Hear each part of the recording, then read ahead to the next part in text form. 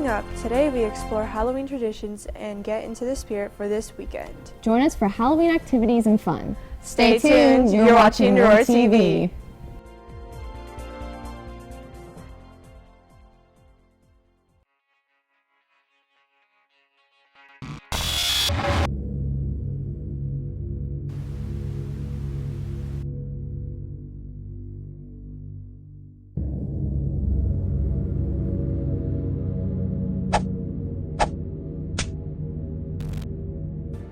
They're coming to get you, Barbara.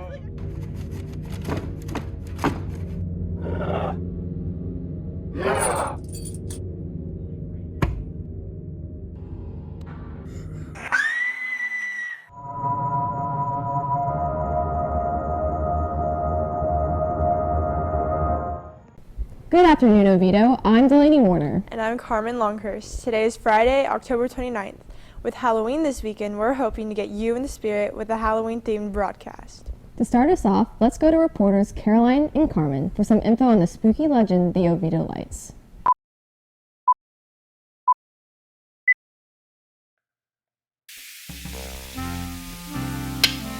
Some thought I was a vengeful ghost. Others thought it was the spirit of a lost Boy Scout. But what is lurking beneath the history of Oviedo, Florida? Founded in 1879, this relatively unknown area has grown largely from the small farming community it once was. But in the development from tiny town to booming suburb, one of its most famous local legends has been largely forgotten. The unexplained phenomenon of the Oviedo Lights.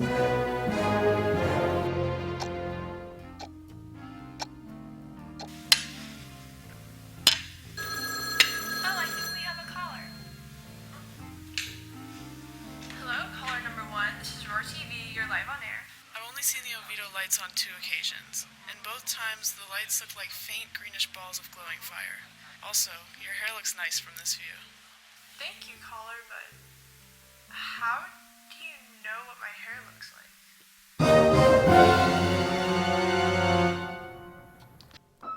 Florida is known for its haunted spots and ghosts. But are ghosts even, real? Has anyone ever seen a ghost? Especially in a town like Oviedo. But tonight, Carmen and I are going to take a field trip out to see the Oviedo Lights. This phenomenon lies on the road between Julieta and Snow Hill, at the bridge crossing the Econlatchie River. Though it may seem like a small-town campfire tale, it was a decently large enough legend for even the Orlando Sentinel to catch a whiff of the story. The lore is this. Witnesses have reported lights that look like the headlights of a car, or lights that come down the road and then just stop and hang in midair. Several people claim that the light will chase after a car. It was, quote, a good place to take a date late at night. Some encounters include sights of a Cub Scout that was out walking around with a lantern after his disappearance. They say his spirit now returns to wave his lantern and warn others to stay away.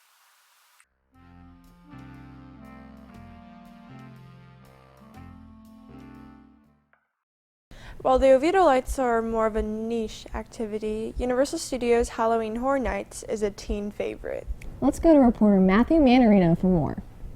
Halloween Horror Nights has become a large part of the Orlando Halloween culture, and after persevering for so long, it deserves every bit of notoriety it's gained. This year makes it the 30th anniversary, and in celebration, this event features many elements from and callbacks to past years. What's special about this year? Well, the most important is our 30th anniversary. We've been doing this for 30 years, and there is an unbelievable amount of history and great scares and characters that we've created over the many, many years. So that's a lot of fun for us to bring back for our guests who are new to the event, but definitely for guests who've been with the event for many, many years. They kind of want to relive some of that past, and this is the only time that you can kind of do that is on these anniversary years that we do. Even with all these blasts from the past, the undisputed chief among them is the classic Horror Nights icon, Jack the Clown, returning to reign over this year's event. Who is Jack? Well, Jack actually started off in 2000 more as just a marketing image of a twisted Jack-in-the-Box clown. And the slogan for the marketing campaign was, "Are you afraid of the dark?" And then the bottom line was that you don't know Jack. Well, when people showed up that year, they were saying, well, where's Jack? We're like, what do you mean, where's Jack? And so we want to meet Jack, and we did not realize that Jack was that important for people And we had never had a physical character in charge of the event before or representing the event. So we actually quickly created Jack, the character, and we put him out in the park, and people got to meet Jack. And it was hugely and wildly successful that first year. And now since then, I think Jack has now been part of our event for probably over 10 different times. Although this year of Halloween Horror Nights is filled to the brim with references to its long history, there are still countless aspects of this year's event that have never been seen before. Lagoon Show. Lagoon Show is called Marathon of Mayhem. It actually was the first we ever did last year, and this was our second version of it. And we kind of tell the story between 3 or 4 different thematics. This year we actually focus on some of our IP branded content, from Haunting in Hill House to Texas Chainsaw Massacre, to some of our original characters like the classic monsters, and then Jack and some of his icons. And it's all told to a definitely hard, heavy metal beat. Besides the shows, this year boasts 10 unique haunted house experiences and 5 themed scare zones, each of which has incorporated new techniques to minimize the risk of COVID-19. We took a hard look. We made sure that we could actually do both, give you that image and that visual that you think that it's all of the stuff that is still kind of out of control, but also has a very great opportunity to keep you safe and somewhat separated from the characters. So we've actually created environments that actually have some sense of barriers between you and the performers. We also have ways that we actually have protected the performers and the guests, because the level of mask, be it prosthetic, masks that we wear, or other types of face coverings that we add to that. The consistent quality of this year's Halloween Horror Nights, despite the troubles that came with last year's pandemic, paints an overwhelmingly exciting picture for the future of this event. And as COVID restrictions become less and less necessary, the intensity and immersion can only increase, meaning we're obviously in for some great scares in the future. Homecoming tickets will be available today for $30. On Monday, ticket prices increased to $35. You must have your digital ID or skywarding cash or check to purchase a ticket during your lunch period in the Commons. Students can check their emails for more information about guest forms. Students must be financially cleared to purchase a ticket. The Oviedo High School Talent Show will be on Tuesday, November 2nd during Homecoming Week. Doors open at 6:30 and the show will begin at 7. Come see your friends perform their talents in the art showcase in the lobby. Tickets are $3 for students and $5 for adults. They will be selling sodas, candies, and popcorn for $1 each as well. Roar TV is selling pre-orders of Krispy Kreme donuts. You can get a dozen hot and fresh donuts for $10, and they'll be delivered on November 5th. Oviedo High School will be hosting a life-saving blood drive on Monday, November 1st, 2021. Sign-ups for Monday's blood drive are in the Commons during lunch. Giving blood will also count as 1 hour of community service. Now, let's watch a quick PSA on trick-or-treating and learn how to carve a pumpkin for those of you who need some inspiration. If you're trick-or-treating with little ones this year, here are some things to keep in mind. 1. Make sure to look both ways before crossing the road, as it could put both of you in danger. 2. Check for any suspicious looking candy pieces when you're eating all of their candy. There could be weapons in there. 3. If someone asks you to go inside their house to get candy or for a haunted house thing, do not.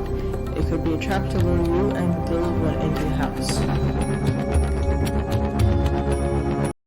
Fall, the perfect time for Floridians to dust off their hoodies, jeans, and the beloved return of pumpkin spice.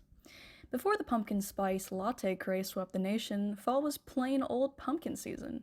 Pumpkin pie, pumpkin soup, and of course, pumpkins carved into jack-o'-lanterns. As a Halloween tradition, it can be fun to learn how to carve pumpkins. Before you learn how to carve a pumpkin, let's dive into why we do it in the first place. The tradition of carving pumpkins started in Ireland. Turnips, beets, and even potatoes were hollowed out, carved, and illuminated to scare evil spirits away on Hallows Eve. The term jack-o'-lantern refers to the spooky flickering lights of the candle flame from inside the pumpkin.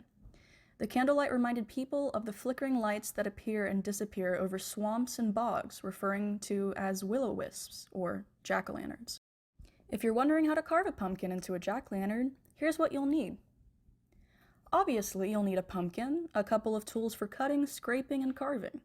Or if you want an easier route, pumpkin carving kits can be found in various stores. Now that you have your tools, I can teach you how to carve a pumpkin. The first step is to prep your area. Newspapers can be an effective way to keep your workspace clean, but I get all my news digitally, so this cardboard will have to do. Now for the fun parts. Give your pumpkin a face. Imagine the pumpkin as a blank canvas. Get creative. A method I use for this is getting a blank sheet of paper and sketching out a design. Then I use toothpicks to puncture the design and use it as a guide for transferring it. If you're lazy or impatient, you can skip this step and draw your design straight onto the pumpkin. I recommend simple shapes, such as triangles, if you never carved a pumpkin before. They're a lot easier to work with. The preparations have been made, and we can finally start the pumpkin's reconstructive surgery. You want to start with a straight-sided opening that leads straight into the top of the pumpkin, creating a hole big enough for your hands to fit in. Scoop out the stringy pulp and seeds. Your hand may make a good scooper for removing the bulk of seeds and stringy goo, but to get out all the guts, you'll probably want a scraper other than your fingernails. Cut out your design. Trust me, it looks a lot easier than it is. Now it's time to illuminate your jack-o'-lantern. Tea light candles are a good size and easy to keep upright. Now that's what I call a jack-o'-lantern. Finally, for those of you looking for something to watch this weekend, we head to Blake Herman for Roar TV's Top 5 Halloween Movies. With Halloween slowly creeping nearer, what better way is there to get into the holiday spirit than watching some classic films? Roar TV is happy to share our top 5 Halloween movies. Number 5, Ghostbusters. Who are you gonna call? You know it, Ghostbusters. The iconic group devoted to trapping ghosts in New York City come in contact with several not-so-happy haunts, all while balancing their personal lives, which may be seen as more terrifying than the ghosts. When these two things collide, we know who to call. Number 4, Scream. The 1990s film starring Neve Campbell and Skeet Ulrich is a favorite among many people today. The main villain being a deranged mystery killer, most often wearing the ghost face costume, he targets a group of high school students in a small town. Like scary movies? Uh-huh. What's your favorite scary movie? Who doesn't love a classic slasher? Number 3, it's the Great Pumpkin, Charlie Brown. Charlie Brown, excited to go out to trick-or-treat with his friends and attend his first ever Halloween party, doesn't get quite the night he wants. Meanwhile, Linus and his friend Sally await the Great Pumpkin, a present-delivering Halloween legend who Linus expects to appear in his local pumpkin patch. All of these characters persevere when faced with disappointment in order to have an enjoyable Halloween night. Number 2, The Nightmare Before Christmas. In the town of Halloween, Jack, the Pumpkin King, devotes his attention to Christmas. With the help of the residents of Halloween Town, he attempts to pull off this holiday as his own, failing miserably. Jack learns not to run away from his true self and with the help of his friends embraces the holiday of Halloween once again. Number 1, Hocus Pocus. A film introducing us to our favorite 3 witches from Salem, we get to join Max, Danny, Allison, and Binks on their journey to protect the children in their town from the plans of the Sanderson sisters in their attempt to once again become young and beautiful. And that's a wrap. Thank you for listening to Roar TV's Top 5 Halloween Movies. Happy Halloween. That's all we have for you today. Have a safe weekend and Happy Halloween.